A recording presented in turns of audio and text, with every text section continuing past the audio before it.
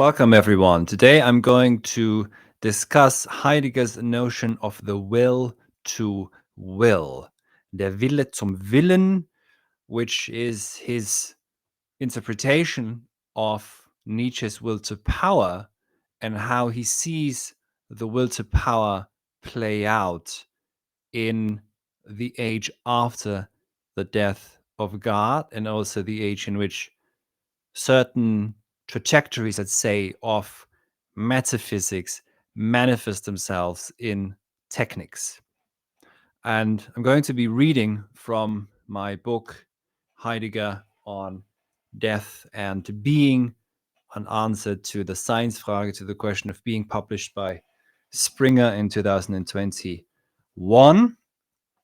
And this will be discussing Heidegger's essay, The Thing, but also some of his remarks from the Das Ereignis, the announcing or the event, as it's been unfortunately translated, and also from his last lecture course, which is Was heißt denken? What is called thinking, or rather, what calls for thinking. In the will to will, what rules is being's reification as the beingness of beings, as the representationality of the subject. In his essay, The Thing, Das Ding, Heidegger illustrates this process by the example of a now prevalent way of understanding beings as, quote, states of aggregation of matter. Wine is, according to the scientific worldview, not a wine with a unique being that, and that is to say, with a unique presence, and also one that's allowed to change over time, that cannot ever be perfectly reproduced. No, wine is not a gift from the gods, something that mortals cherish by sacrificing the wine to the gods and by honoring the earth which gave the wine, the earth that also is the realm where a community's ancestors are buried. Instead, wine is a liquid. That's the first level of abstraction. Eine Flüssigkeit, I think is the German. And liquid is a state of aggregation, which is, if you think about it, quite ironic that a liquid is a state. That's the second level of abstraction as I refer to it here. The wine entirely disappears behind those abstractions, but those abstractions are precisely what allow industrial agriculture to produce the seemingly ever same wine. This, in turn, means that the rotation of the will is effectively the neutralization of time and history, insofar as technology strives to make beings available by setting into actuality their ever same beingness. But this is not to say that obviously there are different vintages when it comes to good wine, especially, etc. That's not the point here. The point is, if you think about mass-produced, industrial scale-produced wine, that's merely there for for consumption, and is in that sense what is required is that there's never much of a uniqueness to the wine. It's what's demanded, perhaps not so much just by the consumer, but by both sides that are in play here, producer and consumer, is a reliable sameness or likeness with one year after another, so that you can have a possibility to evaluate, let's say, the wine over time and how much it doesn't change and how much it perhaps it can be optimized only within certain parameters. So this in turn means that the rotation of the will is effectively the neutralization of time in history, insofar as technology strives to make beings available by setting into actuality their ever same beingness. The will to will is then also tantamount to the forgetting of being, as this defies the truth of being, that is to say, that withdrawal and denial are inherent to all appearance. So when you hear being, Heidegger never means as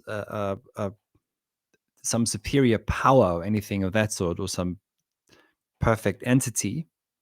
What he means is the initial presence, thanks to which beings become present. That's being in the simplest way one could say this, perhaps. And at the same time, though, that being withdraws, is never available. The initial presence is never available.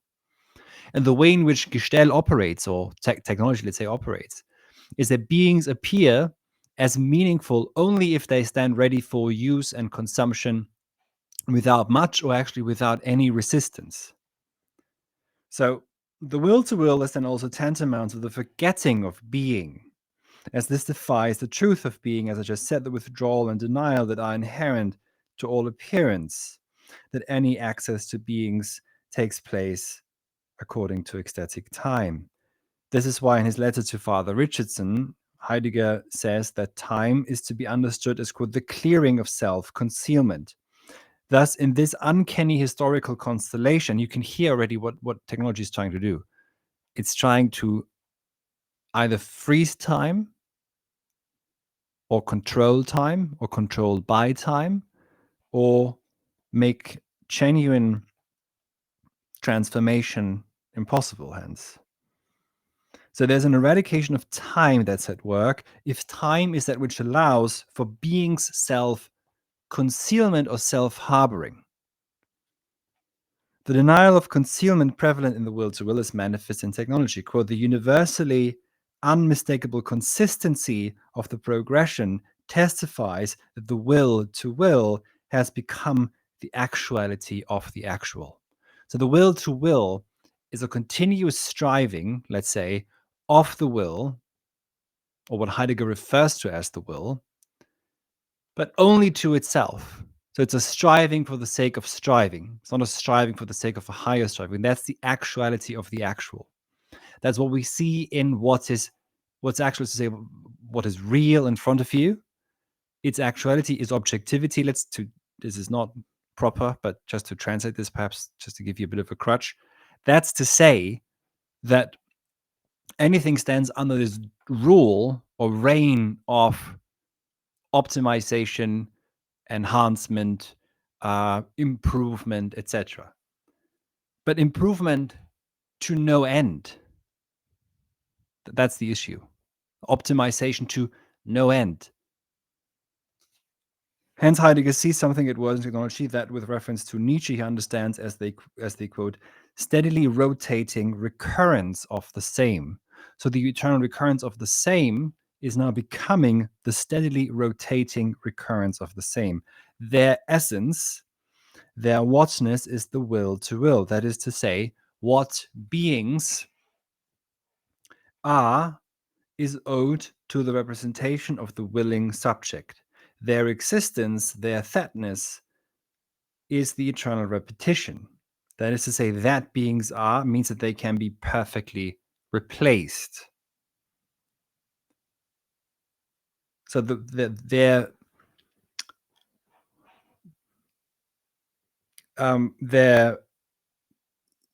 which is as much you could say their whatness, but the fact that they are, they can only establish themselves, let's say, or are established as such that they can be replaced also. This shows how beings can be made available at will at all times, or that this is what's happening.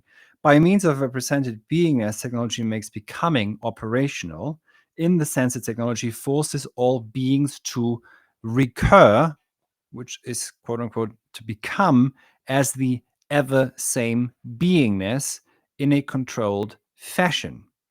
So that's to say there's a circulation in Gestell that circulates around itself without telos. Gestell then, and framing, is an endless, a telos-less will to will, and as such is the realm of insatiable nihilism. In what is called thinking, Heidegger's last lecture course, given around the same time as Heidegger's engagement with technology intensifies, Heidegger reads Nietzsche's Zarathustra as epitomizing the problem of the hermeneutics of vulgar linear time. Heidegger understands Nietzsche's eternal recurrence of the same as a means of the will to power to remain in power. According to the vulgar understanding of time, time is made up of homogeneous now states that in a linear fashion flow from the future into the to the present and into the past. This continuous flow means that the current now state is always already under threat of becoming obsolete. The will wants to hold tight to the current now, wants to end time in this linear fashion, but fails to do so. Therefore, the will to will develops a resentment against time, and this is what Nietzsche's Zarathustra points out, against time and it was. So Nietzsche's response is that the will to power wills the eternal recurrence of the same. And Heidegger then thinks this further and sees this manifest in technology, where the will to will really wills ceaseless repetition, circulation to no end, purposeless, if you like. So there's a resentment against time and it was. And it offends both representation, because representation requires a current now state that it holds on to. And the will also requires this for its machinations. Representation needs presence. Only what is present can be represented, and only what can be represented is real. To paraphrase Max Planck, what ceases to be is not, because only that which is represented is. This explains the prevalence and might of the picture in modernity. And you are watching a video currently, aren't you? The will turns, in a way, we're obsessed with image. Why is that? The will turns against the ephemeral nature of linear time, because what the will needs is this bad presence. There's a place for good presence, the presence I mentioned before, thanks to which beings are allowed to come into their own.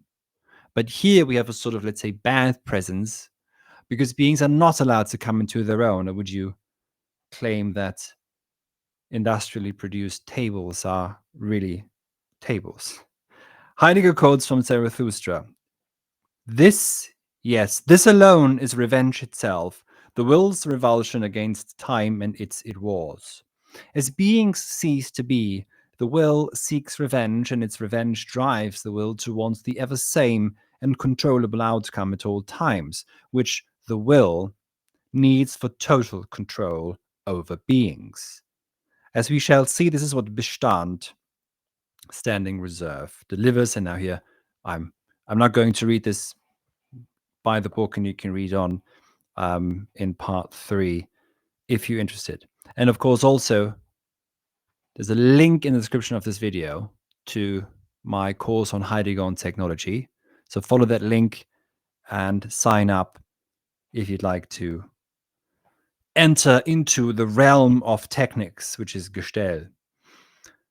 So the German word Heidegger uses for seeking revenge here is nachstellen. And nachstellen, so you can hear the stellen of Gestell, of enframing, can mean to position oneself behind someone else with the intent to chase after or even harm them. In Gestell, beings are without guard precisely since they are not allowed their own time and place, but must stand ready at any time and anywhere. But nachstellen also means to imitate.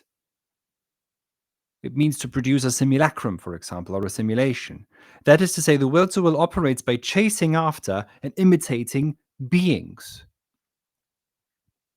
Thus, the will produces the ever same outcome it desires by producing imitations. This is where you can see how the will to will connects to machination, and also then to the idea that beings are really created ex nihilo, perhaps even on top of it. In what is called thinking, there is another crucial passage where Heidegger concisely presents his critique of representationalism and its connection to vulgar time. And I quote him here at length. Since long ago, that which is present has been regarded as what is. But what representational ideas can we form of what in a way is no longer, and yet still is? What ideas can we form of that which was? At this it was idea, and its willing take offense. Faced with what was, willing no longer has anything to say. Faced with every it was, willing no longer has anything to propose. This it was resists the willing of that will. The it was becomes a stumbling block for willing. It is the block which the will can no longer subdue, no longer budge, sorry. Then the it was becomes the sorrow and despair of all willing, which, being what it is, always wills forward, and is always foiled by the bygones that lie fixed firmly in the past. And so he concludes here that the true essence of techniques, the true realm of techniques, rather, that it spans open, is how I understand das Wesen der Technik, not as the essence of technology, but as the realm that technique spans open, within which beings appear almost exclusively as standing reserve. And he says that it's so the true realm, the genuine realm that it spans open, and that it wants to have dominion over, is such that there is this, as I mentioned before, endless rotation around itself, which is not a recurrence of the same where there is change, etc., but really no change, no transformation whatsoever. And you could perhaps see this in how often products are proclaimed to be new or have a changed formula, etc. Maybe that is just a way of beginning to see the operations of Gestell. Okay, thank you very much for listening. The link to my Heidegger course is in the description of this video. So I hope to see you there. Thank you.